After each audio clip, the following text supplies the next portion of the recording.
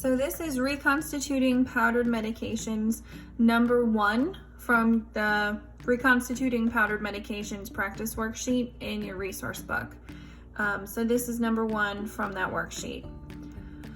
So we have the physician orders ceftriaxone 750 milligrams IV every 12 hours. The pharmacy sends a 2-gram vial of sterile ceftriaxone powder with the following instructions. Dilute with sterile bacteriostatic water for injection. Add 10 milliliters for an approximate volume of 100 milligrams per milliliter. Add 6 milliliters for an approximate volume of 150 milligrams per milliliter. All right, so our important information in our paragraph, we need to know our physician order, 750 milligrams IV every 12 hours. It's important to know what we're gonna dilute with, sterile bacteriostatic water for injection.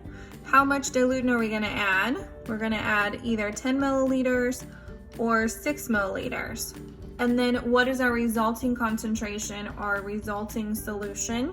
Well, if we add 10 milliliters of liquid to our powdered vial, we're going to get an approximate volume of 100 milligrams per milliliter. So for every milliliter of fluid in that vial, there's 100 milligrams of medication. If we add 6 milliliters of diluent, then our approximate volume or resulting concentration is 150 milligrams per milliliter. So for every milliliter in that vial, there's 150 milligrams of medication. All right, so what is the dose strength if the nurse chooses to add 10 milliliters of diluent? All right, well, if we add 10 milliliters, our resulting concentration or resulting solution is 100 milligrams per milliliter. And we can put 1 milliliter, or you can just put milliliter. But that's how we write it, our milligrams / milliliter. That's our resulting concentration.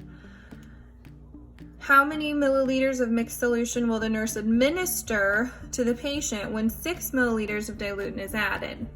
So remember, anytime we have the question, how much are you going to give the patient, we use either D over H or D over H times Q. In this case, we're going to use D over H times Q because we're dealing with a liquid, we're dealing with milliliters. Our doctor's order is 750.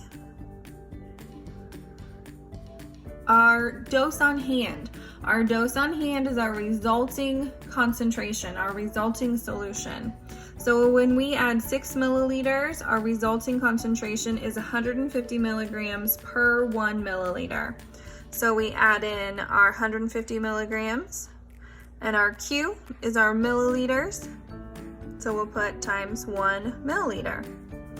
So 750 divided by 150